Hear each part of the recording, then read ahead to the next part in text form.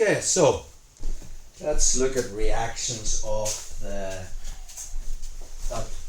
lapel cross choke. So, from our positions, I managed to break Glenn down. I get head and arm control. We open up the lapel, passing it from our right hand to our left hand. He wants the posture and stuff. I make that baseball bat grip. I want to do that immediately. I don't want to be trying to, you're going to lose this position if you go for the choke straight away. We want to wear him down and he tries to posture. I open my legs, I'll hang on him, lift my ass off the mat. Then I make my first initial grip. Now I want to cut the angle and bring my hand to here. But Glenn has two hands. Let's look at his left hand first. As I try to find his jugular, he just makes the grip. I want this hand on that collar, blocking off his left jugular, but his left hand just stops it. The minute he stops it, yeah, perfect. Yep. Wherever I try to bring it, he's controlling it. So I just reach down and grab the sleeve. From that position, I'm going to pull his left arm into my belly. So I just bring it down.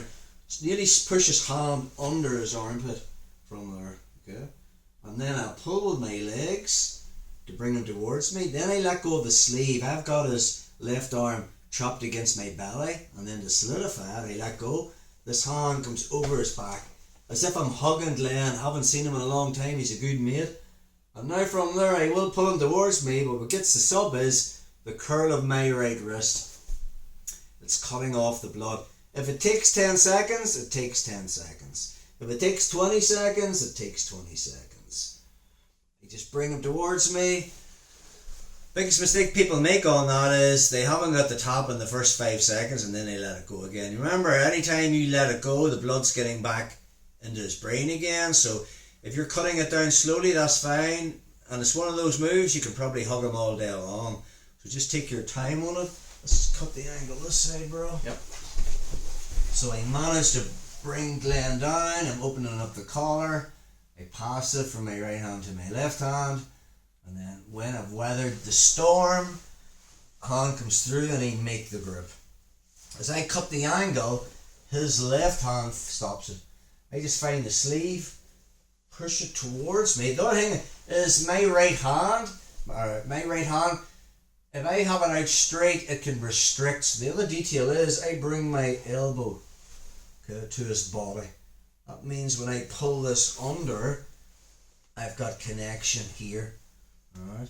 Then I'll pull with my legs to bring him towards me, reach over the top, and then it's just a slight curl of my wrist. It's just connection. We need good connection. Let's just do one more here, bro. So again, this is off just one response that he does. I break him down. I get head and arm control. Open up the lapel. Pass it. Comes from under his armpit with my right hand. Pass it to the left. Solidify the position. When he stops trying to posture from there, I can just come inside and I make my first initial grip. As I start to cut the angle, he makes his grip. So I don't want my own arm. See the way my arm is restricting me? I'll bring my elbow into this chest. When I find the sleeve, then I'm stuffing this under his far armpit.